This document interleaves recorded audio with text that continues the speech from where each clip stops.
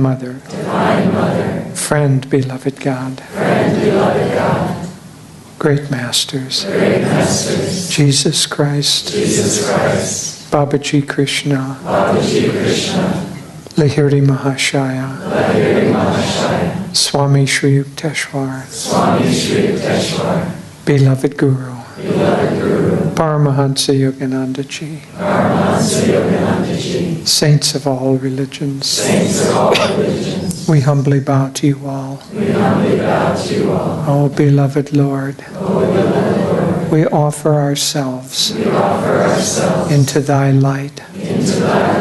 Receive us and make us channels to bring thy light and love to everyone we meet. Om. Peace. Amen.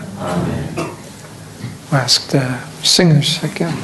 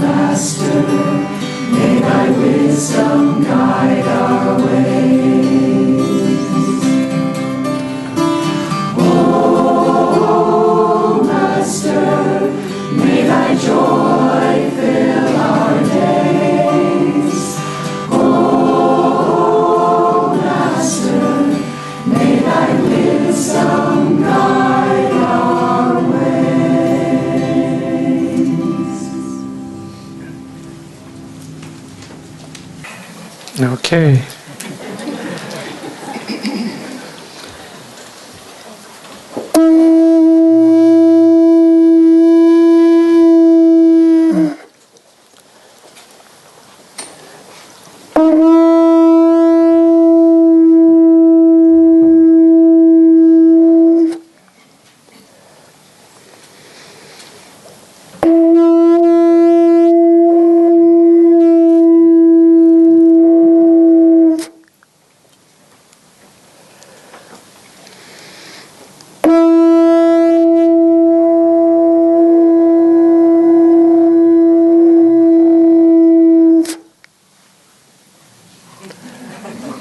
And Davy will start today.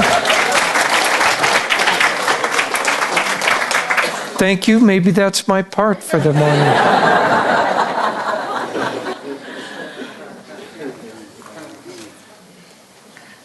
Well, good morning, everyone. I just want to say from our part how wonderful it's been to share these mornings together, and it just felt like we were doing this together. Sometimes when you're sharing with a group, it's sort of like you feel they're somewhere else, but it felt like we were all doing this together, and we were all drawing the grace of God and Master. Okay, is my mic working? I can't quite tell. I don't think so. Is it working now? You say it's working, but I... Okay, now it is. Okay. I don't have a conch, but I have a little mic. So. Okay, so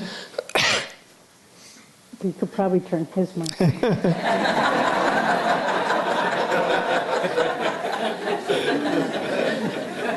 Okay, down to business.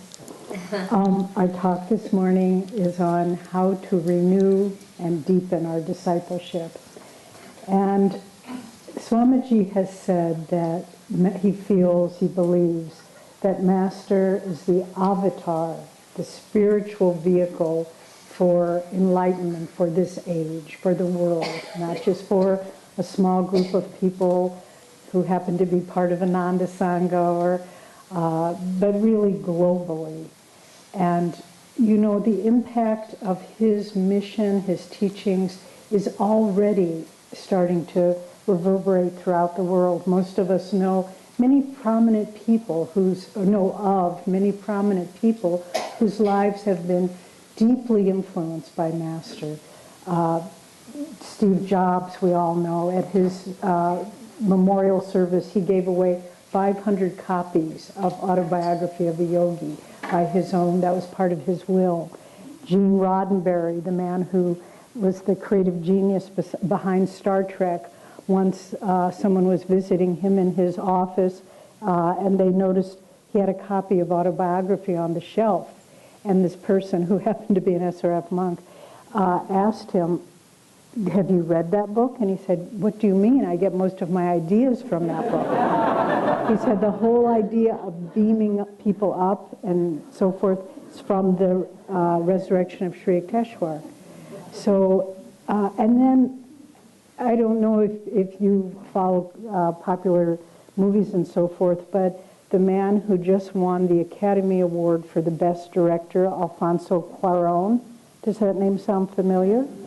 He is the nephew of Senor Cuarón, who was a direct disciple, very close direct disciple of Master, and was the SRF center leader in Mexico City. Swami writes about him in the book, in The New Path. And so it's just so interesting. And then two incidents that we learned of in the last several months when we were recently visiting Italy last fall. We were talking with one of our leaders there, Paolo Tosetto, and he told us that he had been invited to an international conference for world peace and harmony that took place in Rome.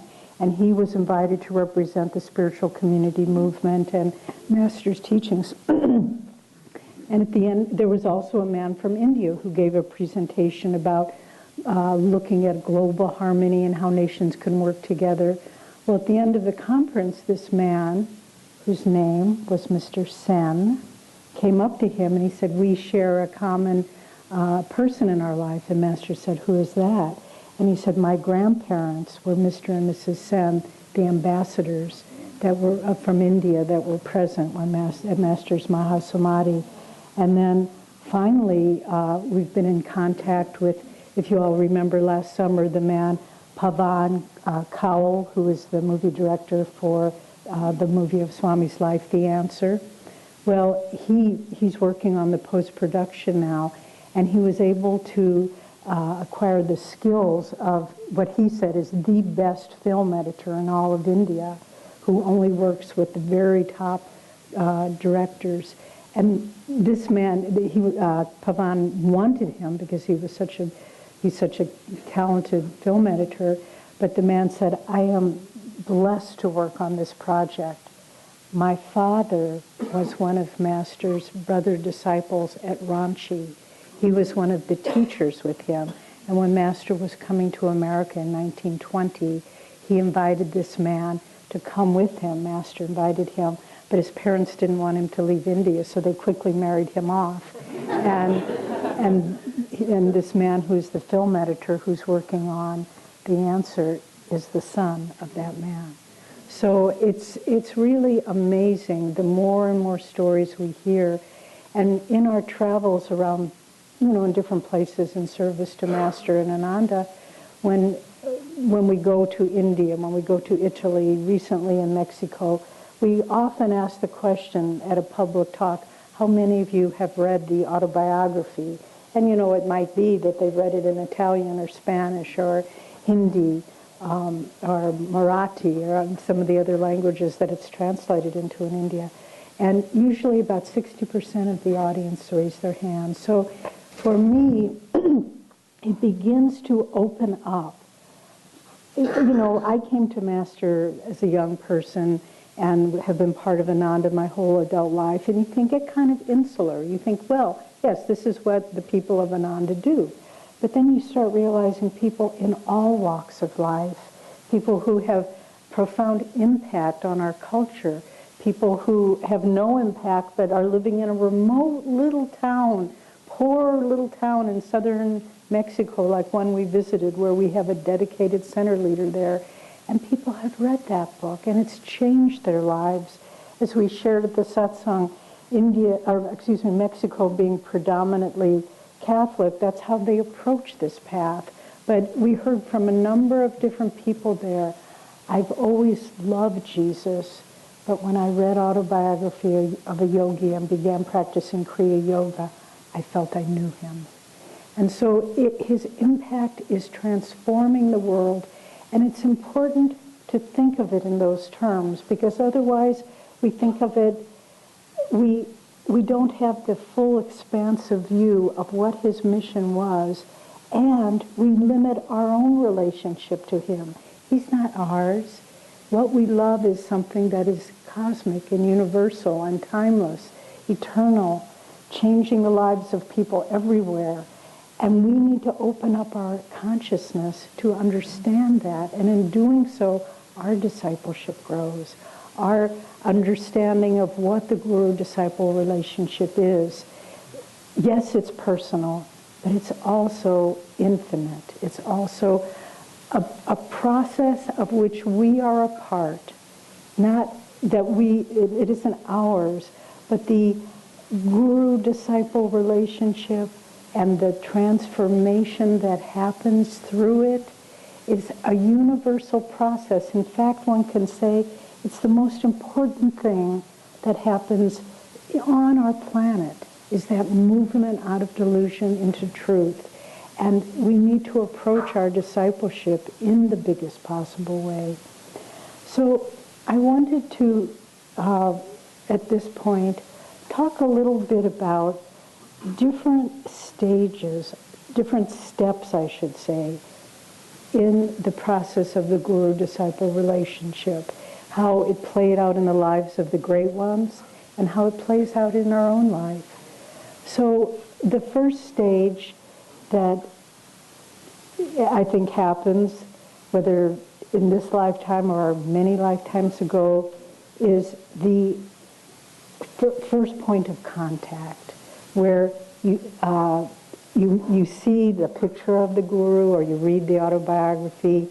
In Master's case, he was praying so earnestly and so anguishingly to find his guru, and then walking down that street in Calcutta, there he stopped and he turned and he saw at the end of the lane, it wasn't Calcutta, he saw at the end of the lane a face anciently familiar.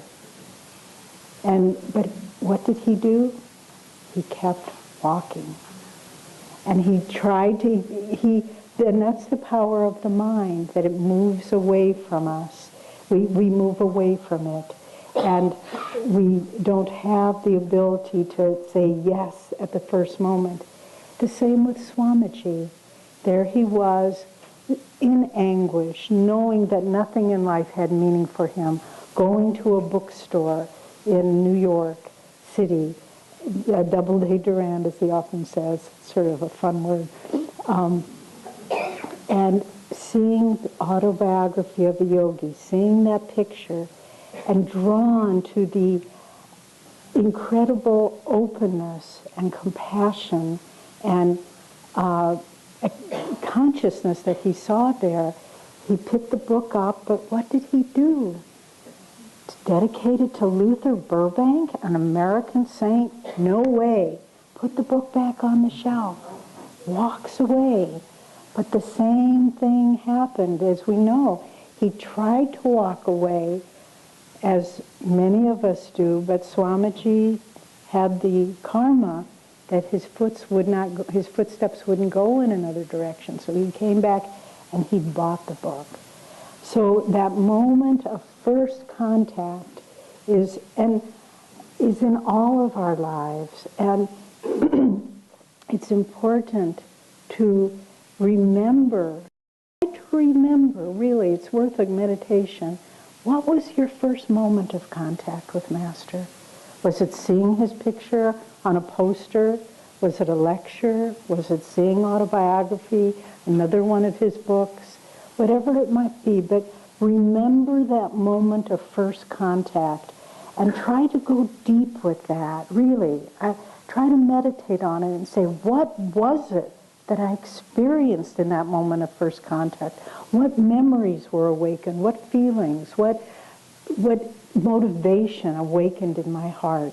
Because that's something that can keep us going, and it's different for each one of us. We shared this story in one of our Touch of Light blogs that was told to us by a young man in Los Angeles, how he saw Autobiography of a Yogi, looked at the book, but didn't like the picture on the cover and just put it away.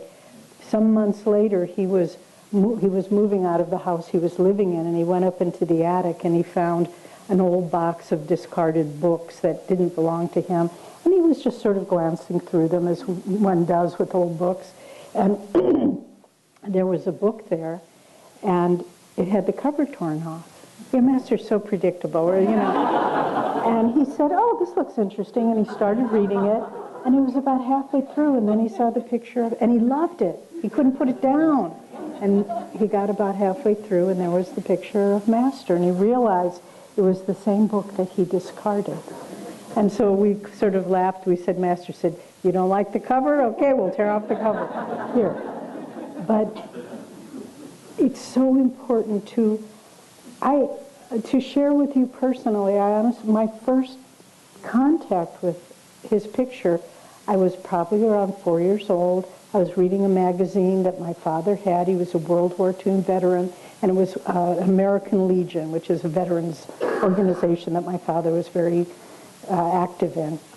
And I opened it, and it must have been an advertisement for Autobiography of a Yogi, because I remember as a little girl looking at that picture, didn't know what to make of it, just didn't know if it was a man or a woman, couldn't read what the books, I was just looking at the pictures. But that was my first moment of contact. So for each of us, that's a sacred moment. Truly it is. Remember that moment. And then the next moment, the next stage or step is the recognition. So it's not just saying, oh yeah, that's a picture, it's intriguing. But just as Master, he couldn't walk away, he went running down that lane, threw himself at Sri Yukteswar's feet, and Sri Yukteswar said to him, my own, you have come to me. And as Master said, it took a quarter of a century, 25 years, before he ever heard auricular statement of Sri Yukteswar's love for him. But in that moment of recognition, where the guru and disciple, that spark, is ignited. And as Master says, then they went back to the ashram, And they talked, and Sri Yukteswar said, I give you my ashrams and everything I own. Master said, all I want from you is God realization. And Sri Yukteswar didn't say, but obviously we know that too will come. But Master said, this was not the first lifetime I found Master said, this was not the first sunset I found myself sitting at my Master's feet. So that moment of recognition, even more important than the moment of first contact. And we need to cherish that. With Swamiji, remember, he went back, he picked up Autobiography of a Yogi, he began reading it, and it was everything he wanted. He just read it nonstop for 3 days and 3 nights, and he said, I alternated between tears and laughter, tears of joy and laughter of even greater joy. And it was that he had found his haven. The pilgrim finds his guide, as he says in the New Path. And that moment of recognition when the soul says, this is mine. And sometimes we're on the path for a while before that moment of recognition comes. We have the models of Master and Swamiji, but we don't need to feel inadequate. I know for me, to tell you the truth, I had been living at Ananda for, I think it was 2 or 3 years before one day that connection. And I was meditating, living here as a member.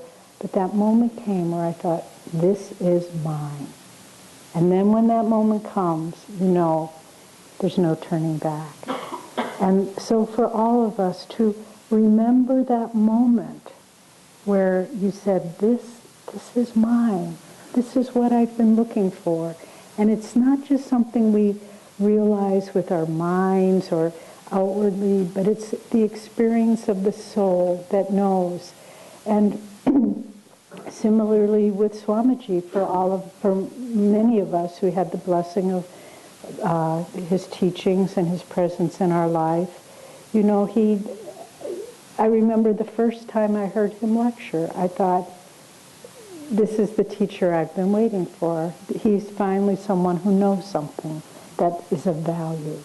I had had many other teachers before, but not spiritual, but of other kinds, and had gone to, I was raised in the Jewish faith, so I had gone to Sunday school and gone to the synagogue and all that. But I would look at those people and I would think, they don't know what they're talking about.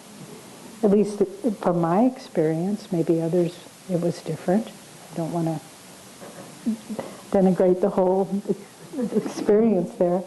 But nevertheless, when I heard Swami, I said, his mind, his consciousness, his soul, I can receive from him. This is the training that I've been waiting for. And we need to understand when we make that connection, it's not something that is arbitrary. None of us sitting in this room would be here. And please don't remove yourself from that statement. None of us would be sitting here if we haven't had lifetimes of connection with Master. I remember many years ago, Swami was hosting another spiritual teacher and up at the meditation retreat, and they were having lunch, and I was helping serve, and I happened to be just behind Swamiji, and I heard him say to this other teacher, look at all these young people here. They're so devoted to Master, and they never met him in this lifetime. They would have to have been with him in many lifetimes to have that level of dedication. And I almost just dropped the tray. I was like, really, Swami? That's such great news. But it's true. And if we don't accept that, we're cutting off part of our ability to go deeper into spiritual freedom. We are Masters. He is ours.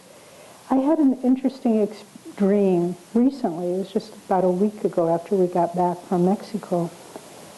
And in the dream, Jyotish and I, a number of other people, we were packing to go on this expedition. And I didn't know what the expedition was, but we were doing this. But it was modern times. It was, the world as we know it today. And we were all very enthusiastic and kind of excited about it. And then Master appeared. And it was we were leaving for the Battle of Hastings. But it felt it just felt normal. So it wasn't like it was somebody else's experience. And I thought, we probably were just the foot soldiers, just the guys loading the boats and getting killed at the forefront of the battle.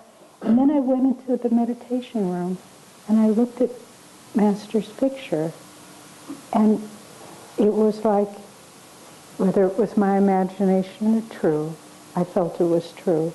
He said, I've never forgotten your service to me, even if you were a lowly foot soldier. And I've come back again and again till you were ready to be something more than a foot soldier, till you were ready to, thank you, Patricia, till you were ready to give what I really had to give. And I thought that was true for all of us. We've been his foot soldiers and his servants or whatever it was. It doesn't matter. But he's never forgotten. And I could feel it so sincerely from him. I've never forgotten that you gave your life in my service. And I've come back to you again and again to bring you forward. And so it is for all of us. There's that deep connection. A good friend recently sent me an email, yesterday sent me an email about a blog that someone sitting in this room, and I won't mention names, although it's a blog on the internet, but this person was writing about their visits to India and how they've been there a number of times on pilgrimages. And when they were there, it was very disconcerting for them because it was like they weren't in present time. They kind of saw a different India of another time with ancient cities and castles and civilization. And they said it actually was a little bit disturbing because they couldn't, what's going on? What's going on here? And finally the pilgrimage group went to Master's home in Calcutta, and they were meditating there. And this fellow said he had a vision, an odd vision, but it was an infinitely high and infinitely wide shelf that had pots of water in it.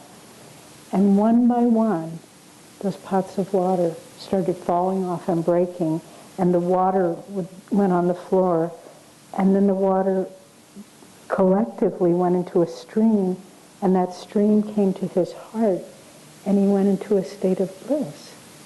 And and then the pilgrimage leader said, "Okay, time to move," and it was a little bit jarring to him, but he had to leave, and he wrote Swamiji. This was when Swami was still living in India, and he said, "My feeling from this dream, or this vision, is that all of those pots of water were the devotion and dedication that God saved for many, many lifetimes.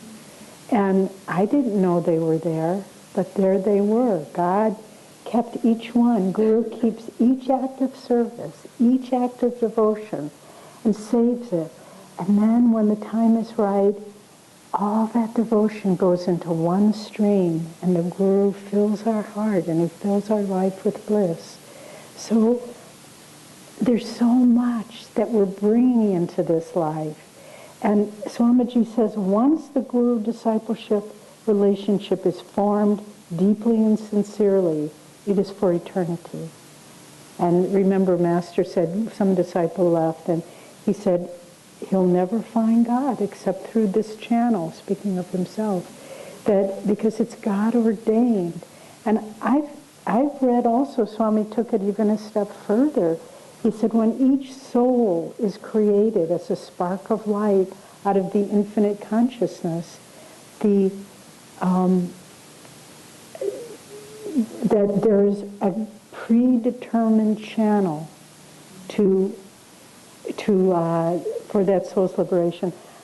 I see people are having trouble hearing. Is there somewhere we can ask them to turn off the generator or whatever's going on out there? Oh, it's a piece of equipment. Okay, let's let it go. I'm sorry. Okay, okay. Okay. Okay, better. Thank you. Okay, so anyway, what the point we were when we left off was that the guru is predetermined. And I'm emphasizing this point because I don't want us to feel that this is random. Maybe next time it'll be something else.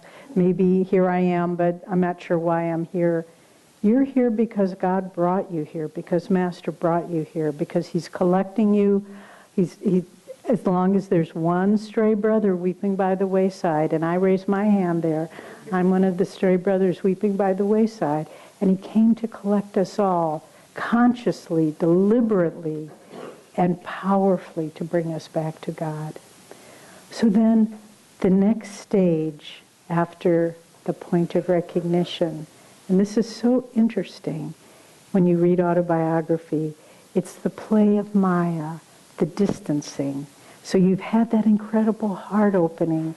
There Master and Sri Yukteswar were.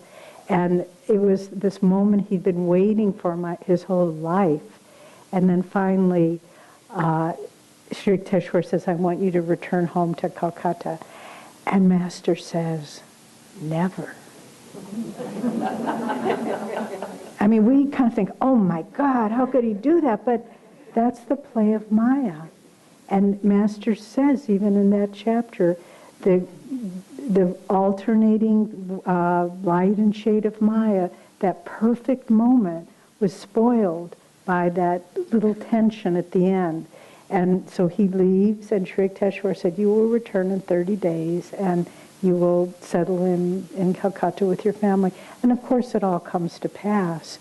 And then, and to a lesser degree, the same thing happened with Swamiji. Remember, he finally miraculously got that interview with Master after he was told, you can't see him for several months. And then the secretary came out and said, he will see you now. And he's praying with all his heart, you must accept me, you must accept me. I can't say it, I'll just burst out crying. And then Master says, I accept you. And what does Swami say? I can wait. And, it's because it's like that moment where the soul says, this is going to be the defining step of my life. And the ego, Master didn't have an ego, but it was just a play to show us light and dark. But in that moment, he pulled back. And so for all of us, and this is what we were talking about on Monday, why we lose our motivation. So we found our guru. We know there's nothing else we want. We know he's ours. But then all those little things we were talking about on Monday, forgetfulness, we get caught up in our daily life, a feeling of unworthiness. How could I be truly a disciple of this great world avatar, me? But see, that's the thing we have to break through, because who is that? It's the ego. And you know what? The ego's right. The ego can't be a disciple of Master. But the soul can be a disciple of Master. The soul can say, he came to bring me to liberation. And so all those little things that, once we're even walking on the spiritual path, that pull us back, that hold us back, that make us forget, that all those things. And so to accept that it's part of the game, but I'm not going to get caught in that duality. I'm going to keep moving forward. And then the next step, we talked about these different stages, is the training begins. And this is where, when Dr. Lewis, Master's first disciple in America, met Master, and Master said, do you give me your unconditional love? And Dr. Lewis said, yes. Do you give me your unconditional obedience? Yes. And then Master rubbed his hands and he said, now we can start getting to work. And that's what the training is. And so we have to remember that, yes, that moment of recognition, that acceptance, that breaking through the resistance, it's all part of it. But then the work begins. Now we can get on with it. And when you read about Master and Sri, I'm sure we all love that chapter, Years of My Master's Hermitage. I often read it over and over again. And Master says, of Sri Yukteswar's training, he said, I was not unused to discipline. He said, Father was strict. Elder Brother Ananta was severe. But Sri Yukteswar was drastic. And some of you may have heard, but Swamiji shared, someone said to Master once, one of his disciples said, oh, I see such love in Sri Yukteswar's eyes. And Master said, there was no love in those eyes. But of course there was a deeper kind of love. But that was the training he got. But what Master said is, for every blow dealt with stunning aim that he loosened a tooth in my metaphorical jaw, I am grateful beyond any facility of expression. And so that's the training. If we say, oh, it hurts, oh, not that, oh my God, he'll say, fine, I won't do it, I won't train you. But Master said also, I know at the beginning, Master Sri Yukteswar was extremely critical of me and humiliated him in public. And we know the stories, but he said, but I realized when I stopped resisting and rationalizing. That's what we do. We think, oh, I'm not going to do that. Or is he serious about that? I really need to change that. That's not so bad in me. Resisting and rationalizing. When I stopped those two reactions, Sri Yukteswar changed his way of training him, and he was much more, I wouldn't say lenient, but at least not so hypercritical. And so with Sri Yukteswar also said to Master, he said, this is my way. I train with severe discipline. He said, it won't be your way. He said, if you would go to America and try to train people the way I've trained you, you would have no followers. He said, you will train with love, with discipline, with love. And so he did. And as Master said, I just wilt when I have to discipline somebody. I much prefer to train people through love, or as he said to Swamiji, with the raise of an eyebrow. I love to work with people who get it on that subtle of a level. But the training, we have to understand that's why we're here. Yes, we have jobs, and yes, we do this and that and the other, but that's just, we have to do something to serve God. But it's really about the inner training that goes on all the time. And some people say, well, Yogananda isn't with us anymore. An avatar of that stature is training all of us all the time. Many of you know the story that one of Master's direct disciples, who's no longer on this plane, Brother Turiyananda, he was from Austria, and he read Autobiography of a Yogi and was very inspired by it and felt Yogananda was his guru, but he wanted a living teacher. So another great saint from India, Swami Ramdas, was going around Europe lecturing, and Turiyananda, that wasn't his name at the time, but he went to see him, and after the lecture he said, will you be my guru? And Swami Ramdas was a true man of spiritual consciousness, and he said, I'm not your guru, Yogananda's your guru. And the young man said, Turiyananda said, but Yogananda's dead. And Swami Ramdas said, no, you're dead. Yogananda is alive. And so whether they're in the body or not, the training goes on. And for those of us, and I look at my dear friends sitting here, year by year, we know that training goes on. It isn't like, well, we'll coast for a while.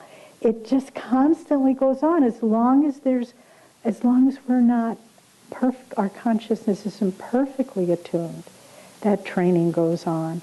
And with Swamiji, he was a channel for Master in that way. And I saw him do the most unbelievable things in working with people that the rational mind would just, how could he possibly ask those two people who are, at each other's throats night and day to work together on a project? How could he do? But he did, and they got through it because they knew that he was training them. So on, just to understand that as a disciple, if we want to deepen our discipleship, we need to open up to that experience. What's my next step? I think I've gotten, lessons A, B, and C, but there's a long line ahead of me. Master, bring it to me. Give me the experiences that I need, the training that I need, however hard it is. And, Master said we don't get stronger by wrestling pygmies. We get stronger by wrestling big men. And so it is with the training. It has to get more and more intense. And following with the training, of course, sort of the, not necessarily hand in glove, but certainly a part of it, are the tests. And that's the next step. So the training is, how are the tests and training different? Training is things that we need to do, lessons we need to learn. But tests are things that maybe are training, but on a more profound personal level. I remember someone said the joke, the difference between we're all vegetarians, but when you have bacon and eggs for breakfast, the chicken is involved, but the pig is committed. And so with our tests, our training and our tests, the training we're involved, but the tests we're committed. We can't say, well, maybe somebody else needs to learn that, but not me. It's just right there. It's ours, and we know it. And when you look at Master's life, too, when you read autobiography, we need to understand, did he have tests? Well, the story that Jyotish told yesterday about Lahiri Mahashaya when his daughter passed away, fabulous image of, he said, it's like my consciousness is, if there is a slab, Lahiri Mahashaya said, if there is a slab of marble and it's resting on a hard surface, if that marble gets a blow, there's no impression on the surface. But if it's resting on soft sand and the marble gets a blow, it leaves an impression. Well, so when we speak of Master's tests, I think it's more, it doesn't leave an impression, but nevertheless, Sri Yukteswar, the loss of his mother, Sri Yukteswar humiliating him publicly. Swami says once there was some public lecture and Sri Yukteswar was sitting on the dais and there was a carpet and Master came to give Sri Yukteswar a glass of water and he tripped on the corner of the rug and just, not a big fall, but he just turned over the corner of the carpet. And Sri Yukteswar said publicly, "You clumsy oaf!" And Master said, "I knew that nobody else in that room had what Sri Yukteswar had given me." And so I took it with equanimity. And also for Swamiji's life. It's a life of tests. Really, when one looks at it, if you would do kind of a chart of all the years of his life, starting from childhood, illness, separation from family, alienation as a young man, desperately seeking truth, finding Master. There was like a little bitty, period there. But even in that there were tests. But then the separation from SRF and ill health and all these things. And really, it was a life of tests. And we need to accept that as part of, if we want to deepen our discipleship, just this, not to run away, not to be afraid, not to say, what if things change? If you haven't noticed yet, everything changes. Everything that we cling to, that we think will bring us security and happiness, it all has to go on some level, whether outwardly or just inwardly. We have to let go. I remember, I believe it was the first talk I ever heard Swamiji give. If not the first, it was in the first months that I was here. And he gave a talk and he said, make no bones about it. He said, don't deceive yourself. God will take everything from you. And I had come to learn how to do yoga postures and meditate a little bit, and I thought, what? I'm out of here. I didn't come for this, but that's what I thought. It really obviously wasn't what was really happening on a deeper level. But we need to understand that don't run away from the tests, embrace them. And when Swamiji finally got to the point where he said, and remember he went to see Anandamoyi Ma, the great woman saint in India, shortly after he was thrown out, and all she would say, Guru's grace, Guru's grace. And he just said, how could this possibly be Guru's grace? But it was, and he knew it in his later years of his life, because he knew that the work he had to do could never have been accomplished unless that severing of the heartstrings was so complete. And so not to be afraid of our tests, not to be afraid of the change, to understand that once the Guru, once he takes charge of our lives and we are resting there, that it will all turn out okay. It will all end in deeper peace and deeper joy and deeper expansion of awareness. There is a plan, and it's a divine plan, and we can't see it, and so we fear the little twists and turns along the way, but the Guru knows what he's doing. And we have to have faith in that and move forward as disciples, that it all will work out in the end. And there was that wonderful line from a delightful movie called The Best Exotic Marigold Hotel, and the delightful Indian hotel keeper said, it will all work out in the end, and if it's not all right, then it isn't yet the end.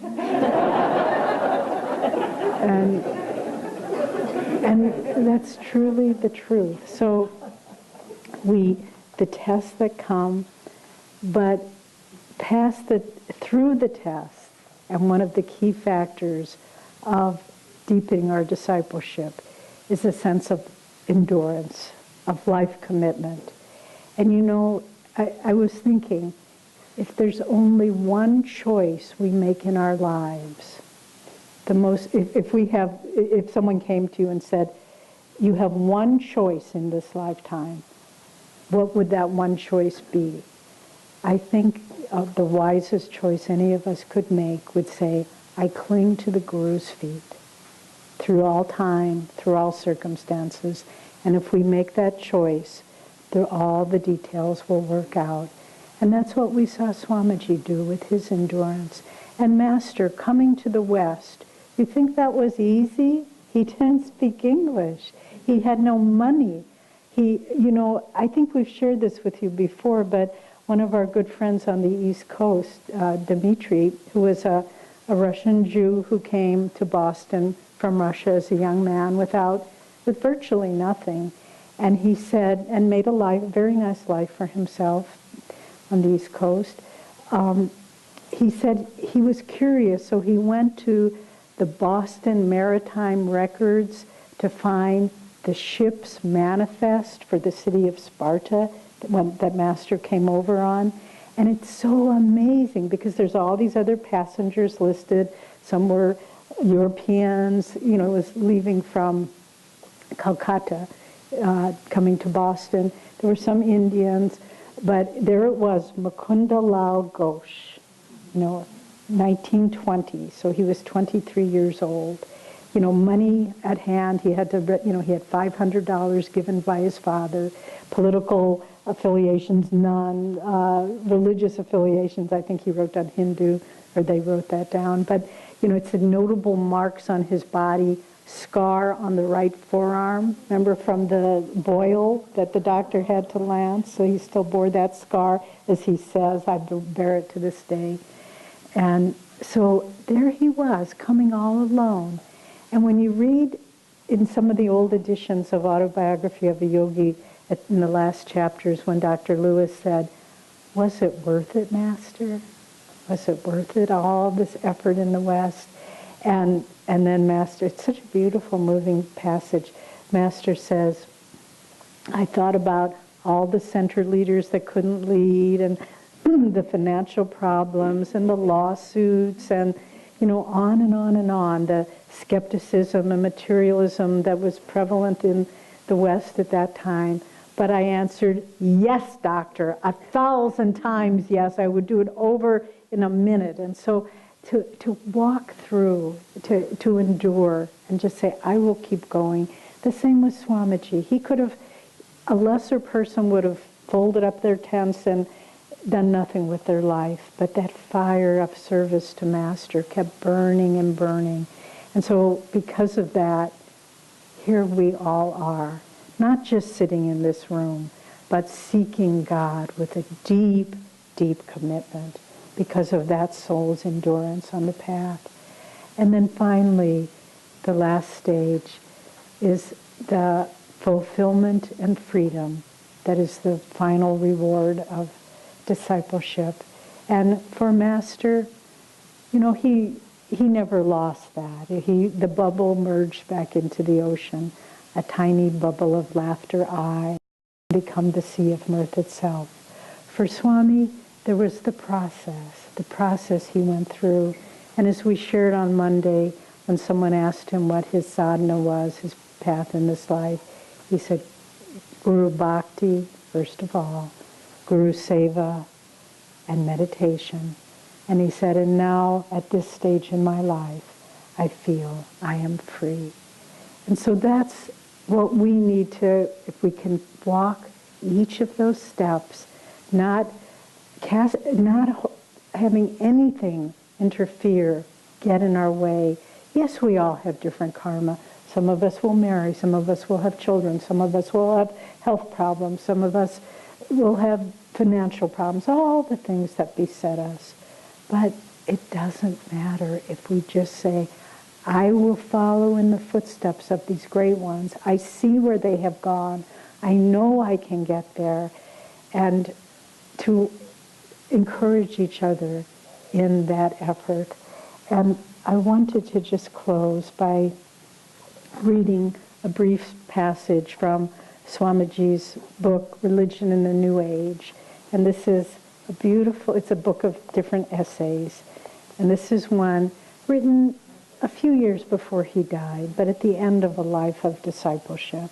And this is the goal for all of us. So this this essay is simply called Why I Love My Guru, Paramahansa Yogananda. And try to feel in your heart that your soul is speaking these words too. When I met him, he said to me, I give you my unconditional love. No treasure could be greater, surely, than that sacred promise. He has fulfilled it in countless ways. More and more through the years, I have found him mentally guiding me, leading me toward final inner freedom, filling me with inner bliss. He hasn't made the way easy, unless indeed I consider as I do that every hardship has become, in the end, a supernal blessing. No, I can think of no other experience in my life I can think of no experience in my life that has not ended in sweetness, in an expansion of love, and in deep gratefulness. Forgiveness for wrongs, hurts, betrayals, tests.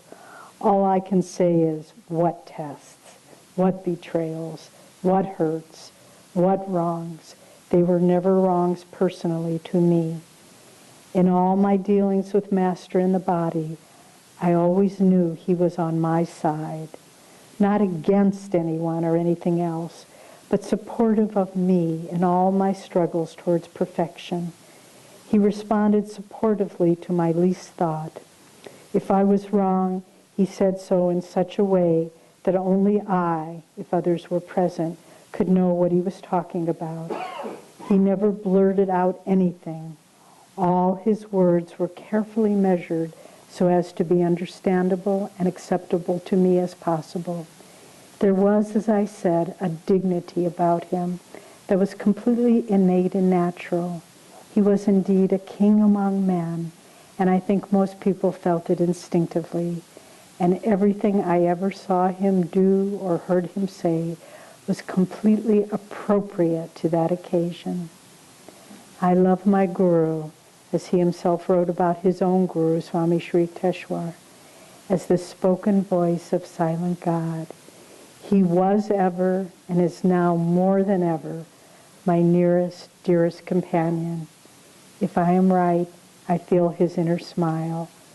Those final words ring true for all of us too, that God and Master is on our side in every struggle and everything that we go through. He is more on our side than we are on our side. And the Gita, the great scripture of yoga, all the teachings of these different paths, and as we were talking about how Lahiri kind of reinterpreted that in a very interiorized way. But at the end, the final piece of advice from Krishna is basically cling to me, love me, have faith in me. And if we do that, everything will be taken care of. And so really our primary task is to love, to cling to accept that the Guru is our own deepest friend, and to open ourselves to that relationship. Master, to the public, gave a lot of teachings and a very, very wide variety of teachings. If you look at his lectures and read his writings or his lessons, they're the whole scope of life. And yet to the disciples, he did not speak very much, first of all. And when he did, it was primarily be attuned. Attunement is everything. Because once all of those lectures, all of the talks, all of the advice, that reaches us on a certain level. It reaches us on the mental level, and it reaches us on the vibrationally magnetic level. That's why we're drawn to it. But it doesn't reach us on the deepest level, because it's still outward. The deepest level is not what we receive, but what we give back. Because as long as we have the thought, and this is subtle, but as long as we have the thought that God or the Guru is outside of ourself, and we are somehow in a weakened position, needing to receive from him, we won't be on the deepest level. Because what we really need is not to receive, we've already received. In fact, I read something even yesterday from the book that I was talking about. Lahiri Mahashaya was giving advice to someone, and he said, don't wish for bliss in the afterlife or great freedom and joy in the afterlife. He said, you're already going to get that. Wish for union with God.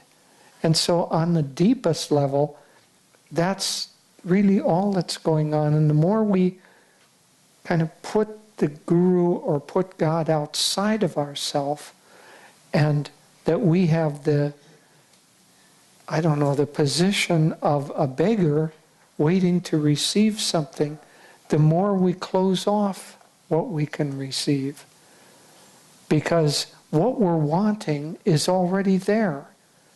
And by saying it's not here, give it to me, we're actually distancing ourselves. Master said, for instance, don't pray for immortality. Why pray for something you already have? Pray for something that you don't have. What don't we have? We have everything already, except the realization that we have everything.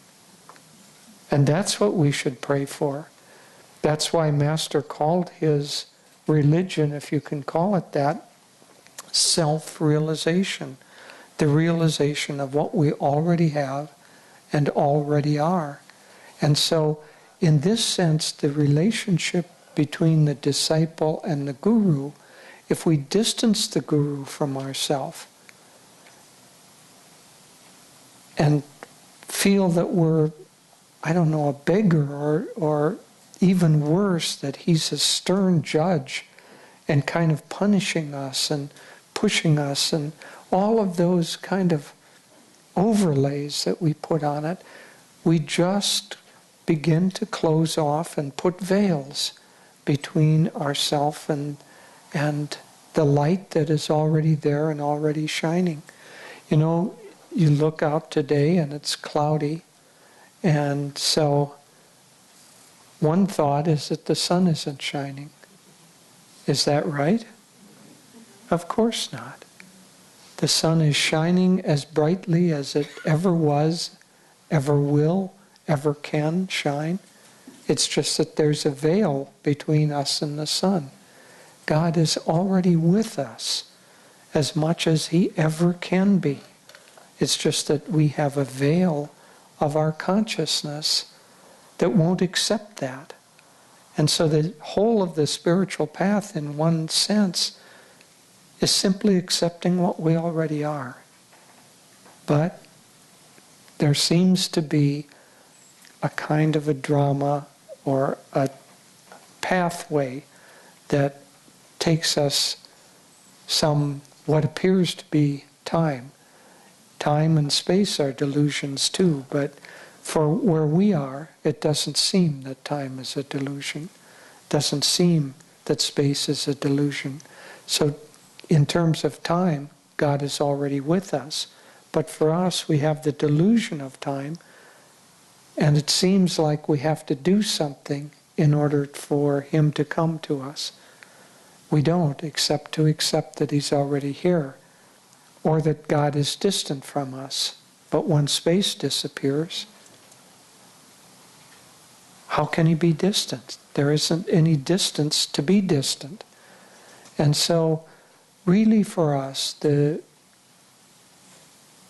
greatest thing that we can do is attunement, to open ourselves as completely as possible to God, to the Guru, to life's events that are helping bring us there. I want to talk a little bit now in terms of some kind of practical attitudes or practical steps that we can take toward that. First of all, let me start with what Master said were the two highest prayers. He said the highest prayer is this, and then he later said the highest prayer is this. So there are two highest prayers. The first is, Lord, give me thyself, that I may give thee to all. And that's a very important aspect of the spiritual path, so that we're opening ourselves. The deepest aspect of our yearning is for God to come to us, but not in a selfish way, in a way that we can also be a channel for God to bring that light to others. Because if we do it in a selfish way, as Master put it when Swami was talking about wanting to have more divine love, Master said, how can the cup hold the whole ocean? And so if we say, come to me, Lord, fill my cup, God can only fill that cup to the brim.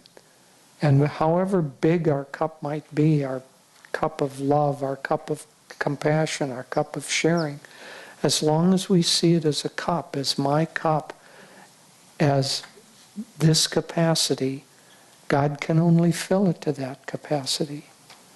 And so even if he comes to us, he can only come partially. But when that cup becomes not a cup, but a hose, then it becomes infinite. And so when we feel that whatever we're receiving is not ours to keep, but ours to help other people with, to give to the world, to give to circumstances, to give away, then the infinite love can begin to flow through us, or at least a much greater capacity can flow through us. And as Devi said in the first lecture or first month, Swami said, have no mistake, God will take everything. Well, what is he taking, really? All he's taking is our delusions. All he's taking is our attachments. There's nothing else for him to take. And what is he receiving from us? Sunday donation? I don't think so. All he's waiting for is us to love him back, because that love opens the channel to the unconditional love of the Guru. As Swami the greatest treasure in his life was Master saying on behalf of God, but also on behalf of Master, I give you my unconditional love. Will you give me yours? That is the essence of the spiritual path. And everything else follows from that. Everything else is a result of us pouring out our love, our yearning, our acceptance. One of the greatest attitudes that we can have is the attitude of gratitude for everything. For everything.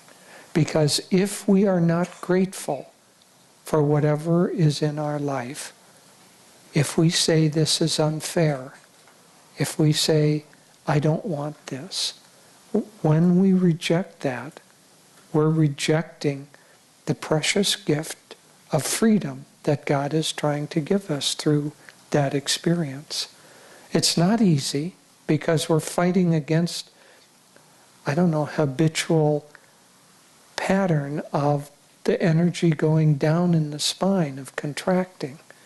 And so, and I'm going to talk about that in just a moment, but if our reaction to what comes to us is in any way negative, that draws that test to keep coming again and again and again. As Devi was saying about Sri Yukteswar's testing of Master, when he finally accepted everything, then Sri Yukteswar quit his testing, quit his criticism. When we finally begin to accept what comes to us, then we've passed the test, and we don't have to take that test anymore. Maybe there are other ones and variations, but eventually what's going to happen is we're going to be asked to give up everything. And what are we giving up? Only the limitations that we have placed on ourselves. Gyanamata said that literally everything was taken away from her, and finally all she had that she thought of as her own was in a little attic room. There was a little cot that she could go to, and she could be alone, and she could pray and meditate there. And then that was taken away from her. Everything. Because if we're attached outwardly to anything, to any circumstance, that attachment in and of itself will draw the test to break that attachment, until we finally say, I'm free. I don't have anything that this ego is holding as mine. I give it all to you, Lord. I give it all to you, Master. And not just reluctantly and resignedly of, yeah, I guess I have to give it away because you're going to hit me with a bigger hammer if I don't. But out of love, out of a yearning to be rid of this backpack of stuff that we've carried for eternity. And the Guru comes along and says, can I carry that for you? And we say, don't you dare try to take my stuff from me. And the Guru says, okay. carry it along, come on. And until finally we give that. So the whole of our spiritual path really comes down to attunement.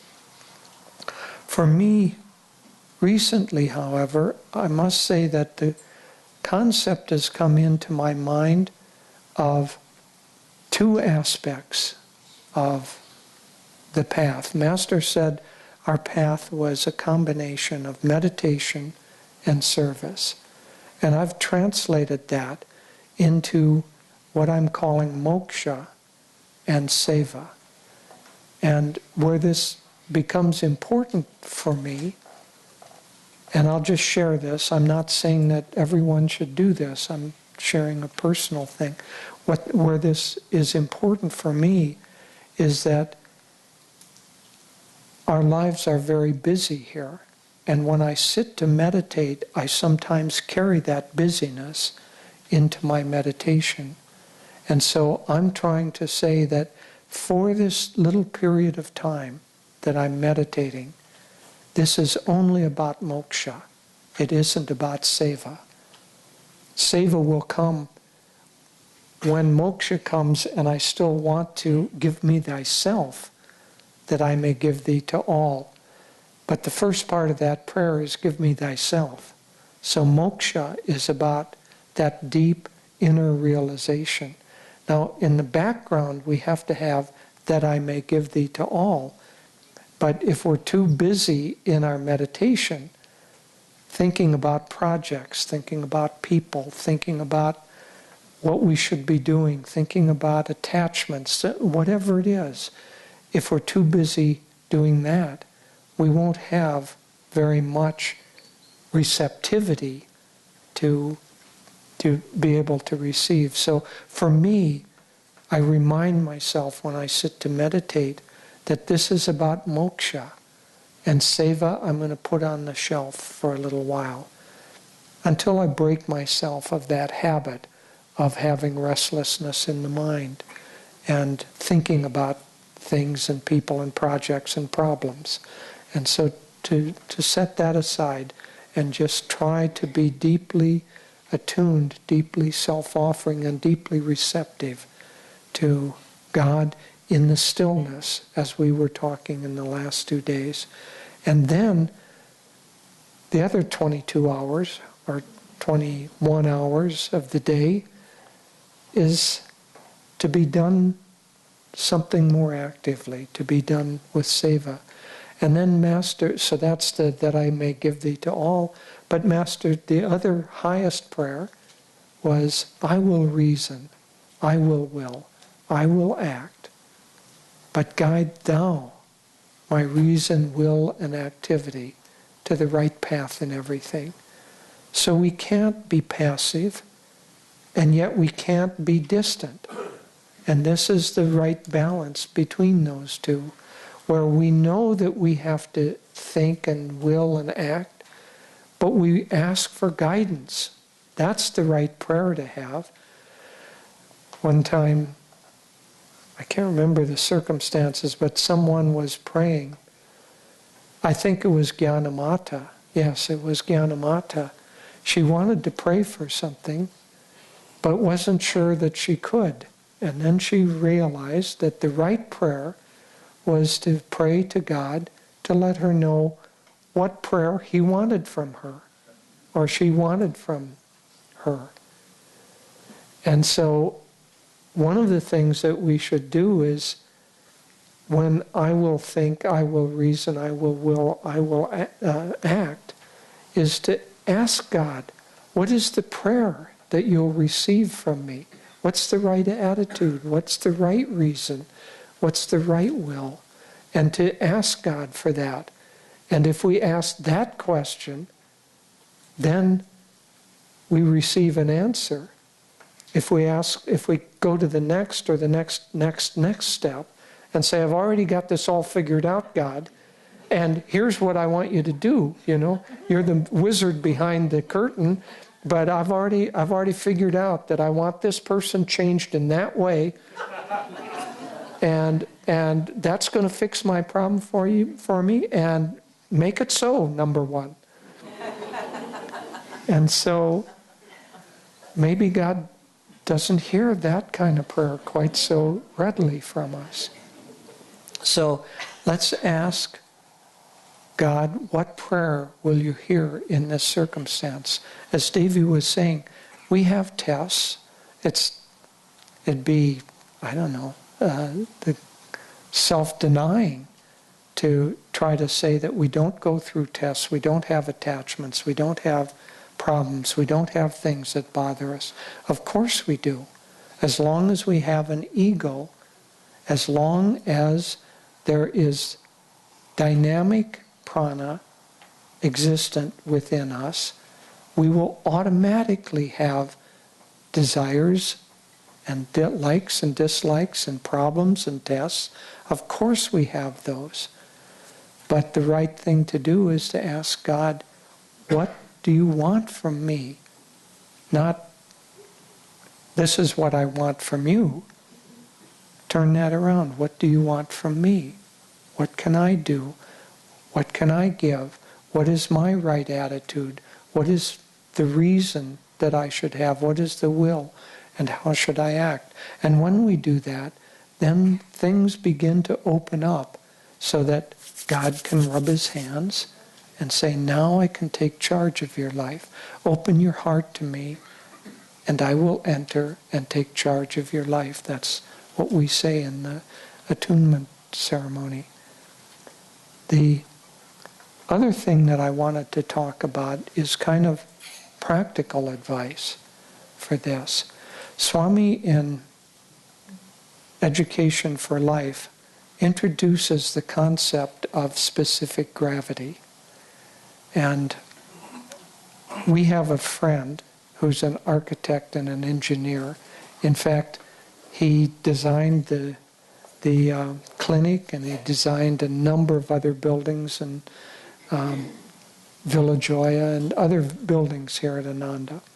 His name is Zach Stewart, and he's a delightful man.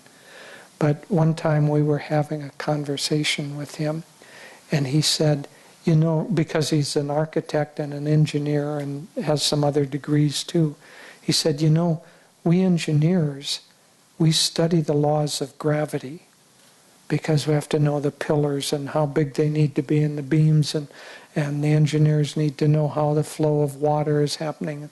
We engineers, we study the laws of gravity. Said, but you at Ananda, you study the laws of levity. And that's exactly right, because in specific gravity, the way Swami starts talking about it, he says, specific gravity is the relationship of any mass to that which surrounds it.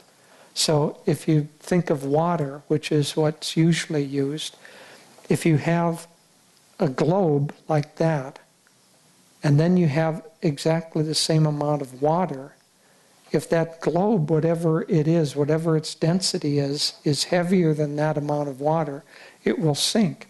If it's lighter than that amount of water, it will rise. And so gravity will pull it down, but if it's lighter, if it's more expansive than the water, volume of water, the density of water, then it will rise. And the same in the air. You know, most things fall in air because air is relatively light, but if you take a balloon and you contain a volume of helium, then that rises. And so that which rises is we study the laws of levity, because what makes something rise in specific gravity is that it is more expansive than the medium that it's in. And so psychologically, we are in a milieu of consciousness. And if we're more expansive than that milieu of consciousness, then we will rise. And if we're more contractive, then we will sink. And who's the we? It's actually the movement, the primary movement of energy flow in the spine. So if our consciousness is expansive, the energy flow will go up, and we will move toward that stillness that we've been talking about. And if we're contractive, the consciousness will go down, and we will move further into Maya and restlessness and delusion. So Swami introduces this whole concept, and that is a key point. You know, sometimes we get so many pieces of advice that we can't follow them all. So I'll give one piece of advice. Whatever happens, ask, is my reaction to this expansive or contractive? If you ask that question and then follow the path of expansive, you will find God more and more present in your life. And you'll find everything else kind of passing away, disappearing, not becoming so important, not caring very much about it, except wanting more light and more love and wanting God, and then wanting to pass that on to others. Give me thyself that I may give thee to all. And so God is the ultimate expansive state of consciousness. And in order to get to expansion, we will not get there through contraction. We will get there through expansion. We won't get up in the air by the laws of gravity, but rather by the laws of levity. Some other things other qualities that Swami talks about, these are two different choices that we make. So, outgoing or withdrawn. Positive or negative. Now, if we just did that, if we just reacted positively to what came and not negatively, it would change our lives, it would change the lives of those around us, and it would change the world. The more we act negatively, and you look at the whole world and basically all the news items, if you were to bring it down, all the headlines are Putin reacted negatively to this situation. The Republicans acted negatively to this situation. The Democrats acted negatively to this. This person acted negative. All of it, that's the laws of gravity, the laws of contraction. And this world is caught up in that. But if we want to find God, then our reactions need to be positive. And yes, when tests come, that's why they come. Not because the test is important. They're testing our reaction. Can you, in the midst of this one, have a positive reaction? Yes, I can. Okay, you passed that. Now I'll throw another one at you. Davy and I are doing this little training that somebody suggested we do called luminosity, and it's little brain games that kind of test different things. And so, you have this little thing, and it's simple, and then it gets more complex and more complex. So one of them is you have, I did it this morning, so you have this little square, and the little square has other divided little squares in it. So imagine you start out with 4, and 2 of those squares are colored, and you're supposed to click which 2 of those are colored. Nice, pretty blue color. And so you click those 2, and you're feeling, as Swami said, pretty shirty about the whole thing. And then it goes from 4 to 6 squares, and then 8. Pretty soon you've got 16 squares, and half of them are colored, and the other half aren't. And you're given about 1 second to look at it, and then you're supposed to click all the colored ones and not make a mistake. And if you get that with 16, what happens? You get 20. And it just keeps going on and on and on. Well, life is like that. Life is brain training. Until we can click, and it's saying, can you be positive to all the little patterns here? And when we can click yes, yes, yes, yes, yes, yes, then that game disappears and we get one that we haven't learned yet.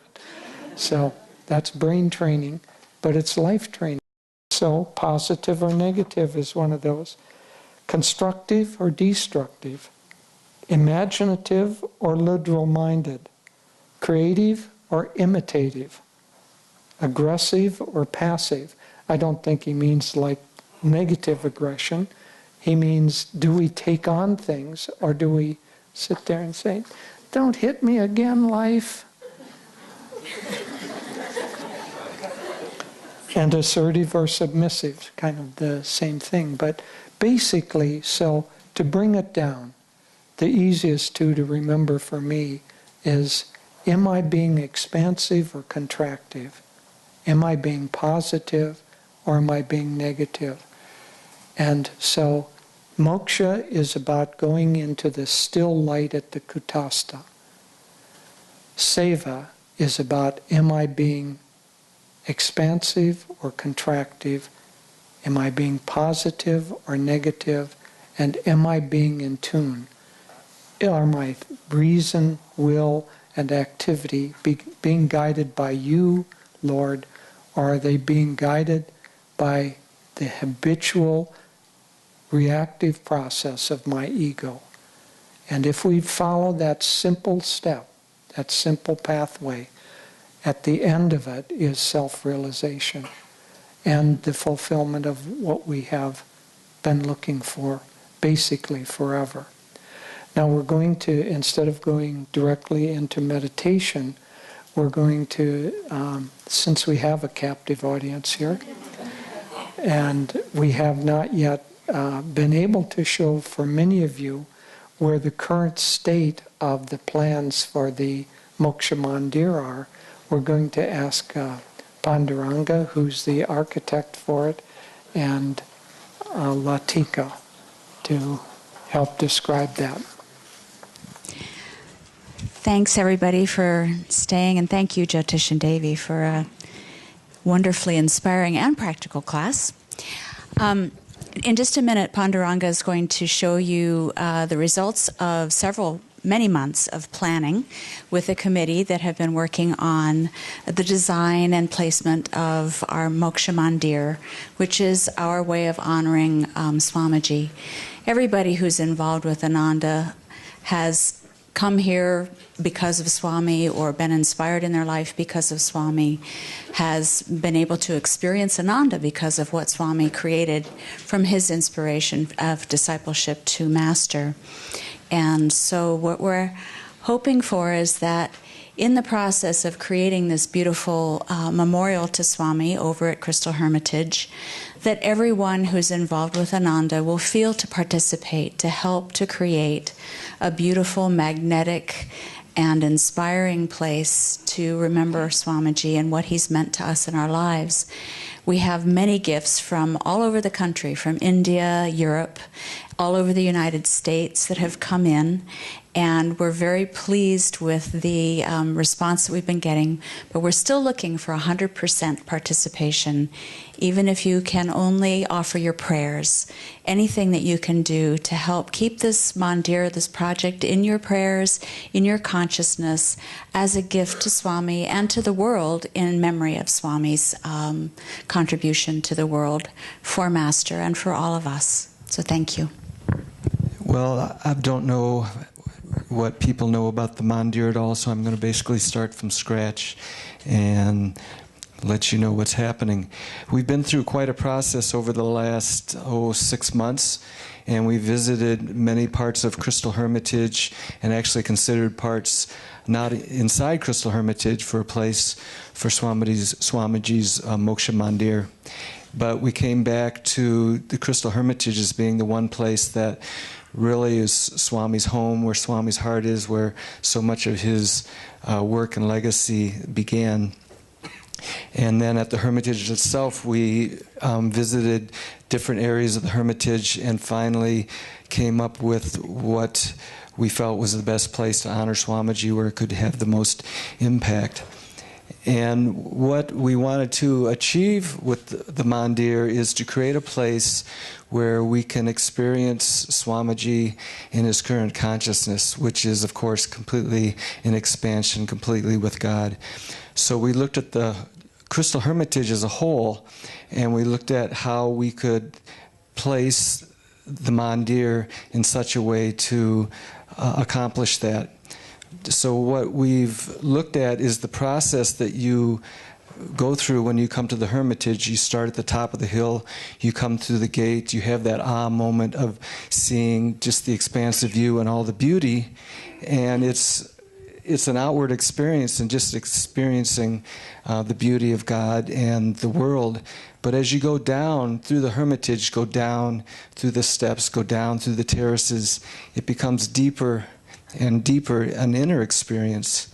And then when you get to the Hermitage itself and you get down to the lower gardens, it becomes more deeper. And so what we've done is place the Mandir at the very bottom of the Hermitage. So this is the location of the Mandir, and to give you a relationship, this is the end of the Hermitage with Swami's apartment is right here. The swimming pool would be right here. And so the existing edge of the property is about right here. So we're actually expanding the property out to hold the Mandir. You can go to the next slide. So this is as if you were down the canyon and kind of flying and looking back toward the Hermitage. So this is the Mandir. The swimming pool is here, so this is reconstructed, but this is where there's an edge of landscaping here where you overlook. This is Swami's apartment. And so we've placed it in such a way that the Mandir is on the edge of the canyon, so once you experience the Mandir, you feel the expansiveness of Swamiji's consciousness, and it becomes a place for deep meditation. And to do that, we've controlled how you approach the Mandir, how you get there, and how you experience it. So even though you can see it from the swimming pool area, the whole lower garden area, to get to the Mandir, you either have to come down through Swami's apartment to the Mandir, or there's another major entry along what is now his driveway, and there'll be a gate there, and you'll enter into the Mandir that way. You can go to the next slide. So if you were to stand on the dais and to look out, virtually, this is standing at the swimming pool and overlooking the railing.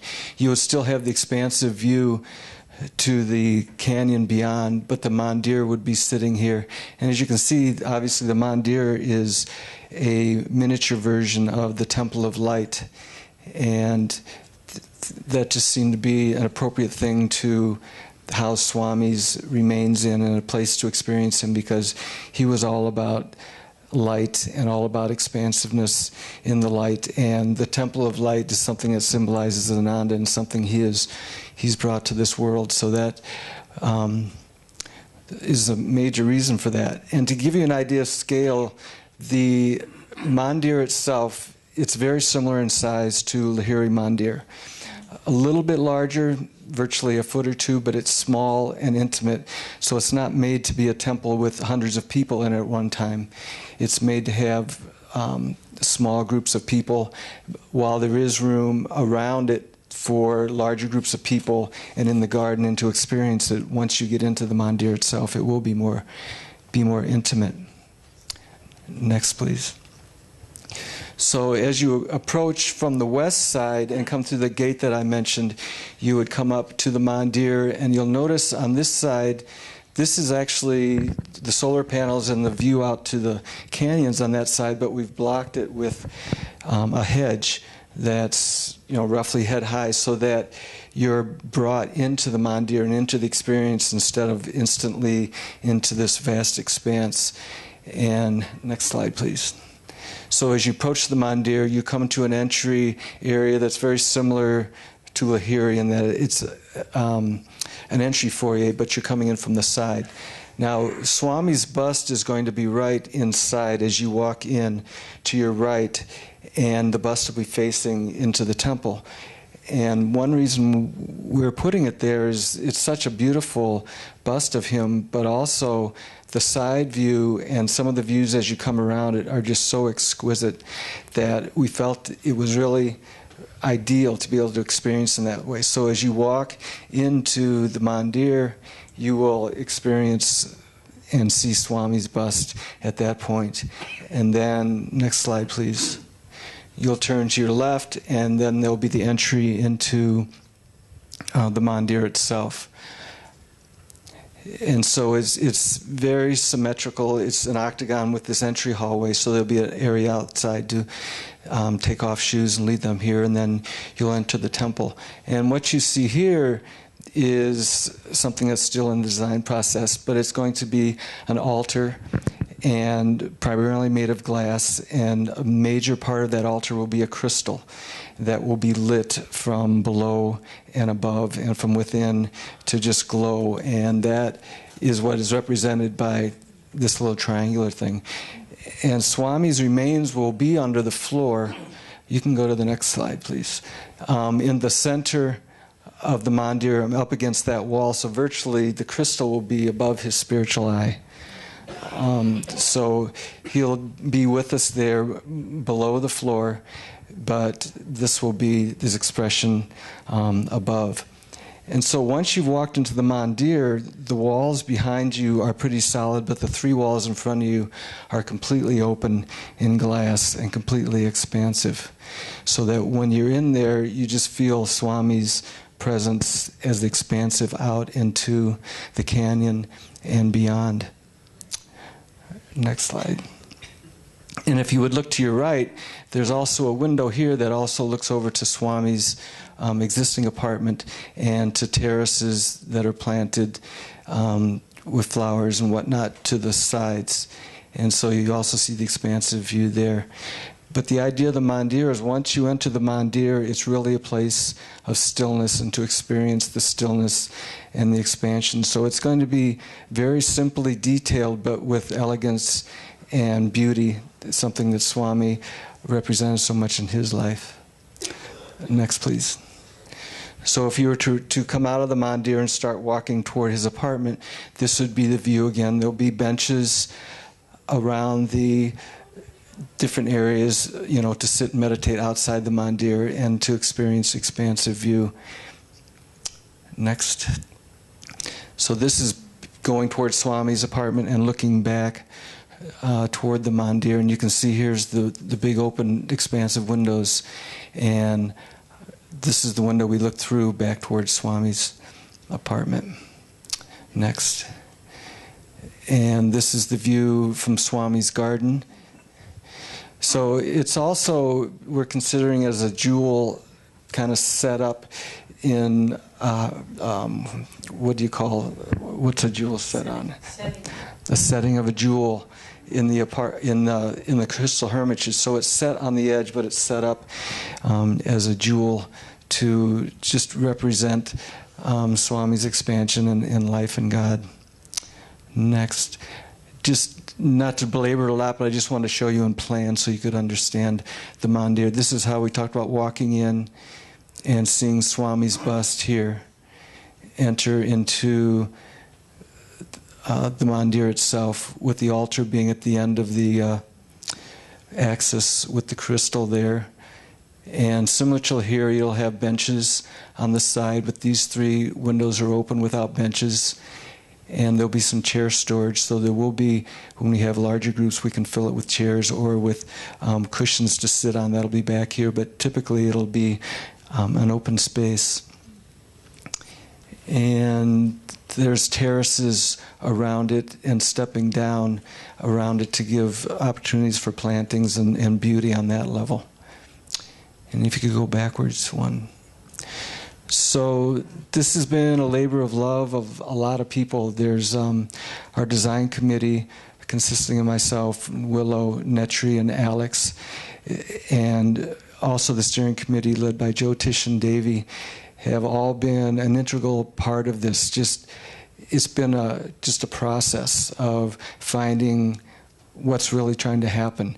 And I always believe in architecture that it's always there. It's always been there. We just have to tune into what it is, just like ourselves. We know what we are, and we know how pure and how much we're loved by God, and this is the same thing. We're all just trying to realize what it is, and each of us come forth with different thoughts at different times, and then it just percolates, and it's obvious what's trying to happen for us. So we're offering this to you as our gift of love to you all in Swamiji. So thank you very much.